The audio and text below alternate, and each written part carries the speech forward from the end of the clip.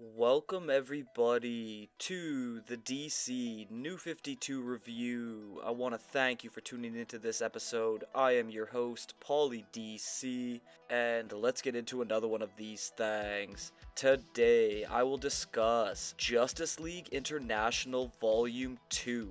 It was titled Breakdown, and it was written by Dan Jugens with art by Aaron Lopresti and Matt Ryan, with issues 7 to 12 plus annual number 1 being released between May and November of 2012. The New 52 Justice League International started off as a World Council project mainly orchestrated by United Nations intelligence leader Andre Briggs, who, alongside his secretary Emerson Esposito, bit the dust at the end of Volume 1, but more on that later. For now, let's get a quick rundown of the cast. There's Batman, Green Lantern Guy Gardner, Fire and Ice or Beatrice DaCosta and Tora Olafsdottir, August General in Iron, whose real name is Zifu Fang. Then we've got Mari Macabre, aka Vixen, Dora Lee, another character called Lady Godiva, and finally, appointed leader, time-traveling hero Michael John Carter, better known as Booster Gold. I will also mention that Rocket Red, Gavriel Ivanovich, made the opening roster but was killed in issue number 6, so it is time to find out what's in store next. Issue number 7 picks up in New York City, right where the first book ended, which concluded on a big press conference slash congratulatory meeting for the JLI being viciously bombed, resulting in serious injury to Fire and multiple civilians. That's far from everything, as some colorful light energy creatures emerge from the smoke, causing Guy to take them on by himself, while Booster and Batman tend to the very badly injured Lady Godiva and Vixen, who are both out of commission. Ice is also in rough shape, being found unconscious in an ice cocoon by Booster next, and he gets her medical attention like the others as we see the villain behind the energy constructs called Lightweaver speaking to what sounds like his boss. The biggest blow to the Justice League International follows all of this, with August General coming from the rubble with the corpse of Rocket Red, confirming that he is gone, which shocks and disheartens the remaining team members, saying they're pretty much done. But Batman knows there's a lot to do still, so he leaves Booster in charge while taking off to whatever series in the New 52 needed him next. Things are then split between citizen rescue on the street, alongside getting anyone who needs it to a hospital, and Booster Gold's trusty robot sidekick device, Skeets, is used by him for the first time in this volume here. Unfortunately, Skeets cannot help with Emerson's father blaming BG for his daughter's death, which was a tad harsh. Then a wing of the United Nations Council barges in saying the Justice League International is completely done for, saying the reason is they draw too much extreme level danger to themselves. No shit. That's what superhero teams do, lady. You're either incredibly naive or stupid to think otherwise. Anyhow, as Booster storms away rather pissed, he's immediately ambushed outside by Lightweaver, who gets the drop on him and shows that he's pretty powerful. However, Batman decided to call Bat family member Batwing, or Batman of Africa, in to help the Justice League International, and he shows up just in time for a save. Issue number 8 begins with Batwing, or David Zavimbi, out of costume and visiting his old friend Mari Macabre in the hospital, which did line up with his series considering he was splitting time between the USA and home country of the DRC, plus an ending Volume 2 plotline of his, took the JLI to Africa to assist him, giving the only connection he had to this team. Anywho, Batwing is now fighting Lightweaver 1-to-1, which doesn't go over well for him, requiring Booster's help now, as he blasts Lightweaver with everything he's got just before having to save Batwing from a fall while their enemy decides to duck out. Damn, both of y'all suck. Focus then shifts across town to a military vehicle transporting an older man named Roland Norcutt to prison due to him apparently admitting to the JLI bomb attack after Godiva and August General nabbed him in Volume 1. But this guy winds up being some kind of freaky supervillain that can turn people to rotten skeletons via contact. And after escaping, he's called Breakdown by accomplice Lightweaver, who is seen with another female antagonist known as Intersect, and their boss here is already being shown to BG by Batman, making it known that Breakdown is their new target. Cutting to the hospital again, Guy, Lady G, and August General are there checking on Ice and the others, but are aggressively rushed by more UN people saying they have no right to act as the Justice League International anymore, except the General in Iron says they can still conduct superhero activity as individuals, garnering threats from his Chinese counselor woman. Yikes. Gardner is then convinced to stick with Dora and Zifu so they can try to figure out a plan, but instead they just get surprised by friggin' OMAC, fresh out of his 8-part title, and he goes on to attack this trio, defeating them in about 4 seconds. He is a serious powerhouse after all. Issue number 9 starts on Lady Godiva regaining her senses, and the first thing she sees is OMAC, which stands for One Machine Attack Construct, beating the crap out of August General, so she tries to help. And I mean, kudos to her for trying with her luxurious flowing hair ability, but it is no use, as even Guy can't get a good construct up on OMAC, and looks to sustain some hits that definitely should have killed him without his Green Lantern shields up, which they are not. Batman, Booster, and Batwing are seen together briefly, with a lead on their foes may need to take them to Paris. More on that soon, because now the 3 men join in on helping their teammates, and when arrived, OMAC immediately locks onto Batman for a reason we will hear about in a minute, due to Guy finally armoring up properly for the fight that he's about to start. I still feel like he could do better though. I mean, let that imagination fly, bro. Regardless, this brawl makes its way to the sewers, and if you read OMAC Volume 1, you'll know why it's stated that he hates sewers, but then the action abruptly stops after the human stuck inside OMAC, named Kevin Coe, suddenly gains control of his vessel, saying Batman was part creator of this highly advanced tech. Which is true. He and Mr. Terrific, Michael Holt, created OMAC. To be continued. The Justice League International strangely decides to now trust OMAC though. Why so simply, you ask? I don't know and I don't care, but while Lady Godiva complains endlessly about the team's current surroundings, it is agreed that they must head to France now. Before that departure takes off, Breakdown, Intersect, and Lightweaver are joined by the 4th member of their team, the teleporting Crosscut, who is told to take them to the bunker, plus Intersect looks to be a technology controller and telepath who's responsible for OMAC going crazy. To finish, the JLI is on the way to France, the Eiffel Tower specifically now, while chatting about this and that, and when arrived, they are promptly met by 3 firestorm beings. Firestorm number 9 was included in this book because of a mini crossover with the Justice League International, which explains the energy spikes Batman and Booster were tracking earlier, with thoughts of them being connected to the big attack on the team, more like DC's ploy to have certain characters and titles interact. But alas, a lot of fighting happens, with the real important stuff pertaining to the Firestorm main players, so I will be covering this edition in full for my Firestorm the Nuclear Men Vol.2 review.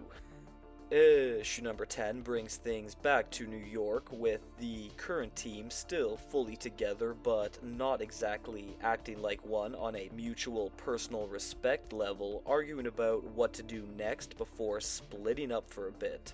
Gardner takes off to spend some time with Tora, while Lightweaver is shown in normal form, and his name is Malcolm, said by his twin brother Malik, who does not approve of him being a villain. Also, David visits Vixen again, with it being stated they're longtime friends, and Booster and Godiva are in another hospital room checking on Fire before both of them balk on going in for a kiss. Awkward indeed. OMAC and the General in Iron are cut to next, talking about how they're both stuck in their current forms, before Batman joins them saying assemble the team because Breakdown Squad has been tracked, and the four of them are seen in a warehouse with their motives revealed to be basically terrorism and anarchism. Lightweaver does go on to showcase how vast his powers can be, only this multicolor kaiju leads the JLI right to the quartet, with Guy making the first move. Again, he could create a 1,000-foot tall monster construct, but instead settles on a 100-foot tall version of himself.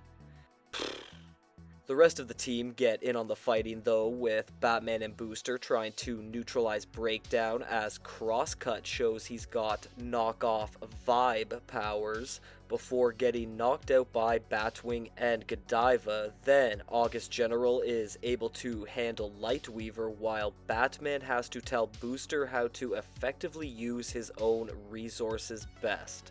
I was never a big fan of Michael being a total dimwit. However, way more importantly here is Intersect saying she can take control of any tech that the JLI uses, including BG's force field gear and Guy's Green Lantern ring. I'm sorry, but that's just not happening. You are not taking over his willpower. Whatever, this Gambit does indeed subdue the whole team, ready for Breakdown to display them. Yeesh. Issue number 11 kicks off with Gardner waking up trapped among the rest of the Justice League International, and they are being presented to a crowd of people in public. I like how Batman isn't included here because it would be way too embarrassing for him to be seen captured by C-list villains with the second-tier Justice League, even though he was clearly knocked out in the last issue. The members that are here, though, try to do anything they can to escape, with nothing working, and responding military getting halted easily as well, thus allowing Breakdown to focus some pain on August General for starters. Wow. Enough is enough, however, and thanks to some advice from Guy, OMAC finally decides to break whatever BS hold Intersect has over everyone. Guy also takes point against Lightweaver during random panels of people watching the JLI on TV, allowing them some public recognition. And hey look, Lady G gets to prove she's not completely useless by taking out Intersect. OMAC is still going nuts while Gardner and Lightweaver still go at it, that is until the army blasts LW to death with a tank out of nowhere. Oof. On the other hand, Booster and August General literally beat Breakdown to a pulp, collectively ending this battle, but Mr. Carter has to take a huge risk of connecting to Kevin Coe in order to settle OMAC down, which he accomplishes in a real close shave. And after that, he ain't missing the opportunity to kiss Godiva in celebration for the team's victory. On the last page, though, Lightweaver, or Malcolm's brother Malkin, is recovering his dead body and developing the same meta power in Vengeful Rage. Alrighty. Issue number 12 opens on the Justice League International having been attacked by Malkin with his newly found powers, and Batman is one of the last members standing, of course, now evading through a Russian cemetery due to the team visiting Rocket Red's grave. That is a very disrespectful place to stage an ambush, plus how am I supposed to come up with an answer as to how Lightweaver 2.0 can harness his abilities well enough to take on the Dark Knight even though he got them, like, yesterday? Meh, figure it out without me. Things then cut back about half an hour to when the JLI arrives to pay their honors to Gavril, with it being said Green Arrow Oliver Queen's company, Queen Industries, is providing them jet planes. Guess Batman didn't want to involve Wayne Enterprises since none of the team know his secret ID. However, he does mention an adventure he had with Booster a couple of years ago beginning their relations, while Guy calls in Ice and Vixen over a screen to be a part of things. Fire isn't there because she's said to be in a coma still recovering.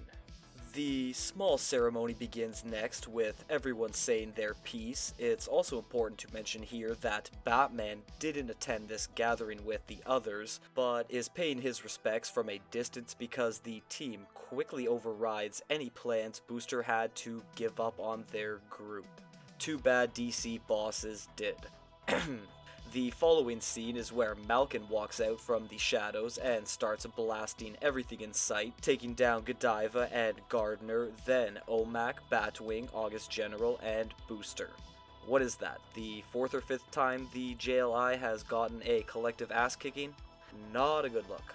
Thankfully, Batman is much above any full-blown insulting to his hero accomplices, or else he'd be saying y'all really suck, and it's also good that he's beyond the 6 heroes in skill, because Malkin is dealt with single-handedly by him right as the JLI recover. Of course. Malkin doesn't get off easy though, as Zifu and Guy have some firm words for him before saying beat it. Well, that's not too bad. Then Batman tells Booster the surprise that the team is getting a new headquarters before saying he's gotta become more of a part-timer. He does tell OMAC he'll continue to try and help him as well before leaving those who are left looking ready for what's next. Trust me, you don't want to know. Justice League International Annual Number 1 concluded this book and this entire title's New 52 run, beginning with the JLI facing off with African warlord Akibu Kasa, which is what they did in Batwing Vol.2, taking on Lord Battle Abraham Atta, and Batwing here is the one that subdues Aki until he suicide bombs himself in mid-air, which Booster watches from back in the team's new base, saying as long as the hostages that were present are safe, mission accomplished. Anywho, David winds up telling Gardner and the others that he's staying behind because he still has his Volume 3 to handle, but way more importantly here, OMAC is suddenly taken control of by his original string puller, the sentient satellite Brother Eye, and this happens as the group returns to Washington, D.C. Once they're all with BG now, he's got the random surprise of 2 new members in Blue Beetle, Jaime Reyes, who had his own series plus made other cameos, like in Green Lantern New Guardians Volume 2, and then we've got the first rendition of the Olympian, Aristides Dimitrios, created by Nelson Bridwell and Alex Saviuk in DC Comics Presents number 46, June 1982. A Hercules type for sure, who harnesses power from the Golden Fleece. Guy is very pissed about all this, telling Booster he's done with the team for good, which makes sense considering the busy things he'll be doing in his Green Lantern Corps title, but as he argues with Michael in the hall, it is said that Booster came from the 25th century, Except he's been seen wearing a Legion of Superheroes flight ring, and that group is from 1,000 years in the future, not 4 to 500. Guess that means Booster didn't just time travel to the past. Moving along, the Olympian is quick to grope Godiva, showing they have history that went sour. Also, Blue Beetle idiotically thought he was joining the regular Justice League because he wants help with his Reach Scarab armor. This does give a chance, though, to mention that Kevin Ko did not defeat Brother Eye like said by BG here. Technically, Maxwell Lord did in OMAC number 8.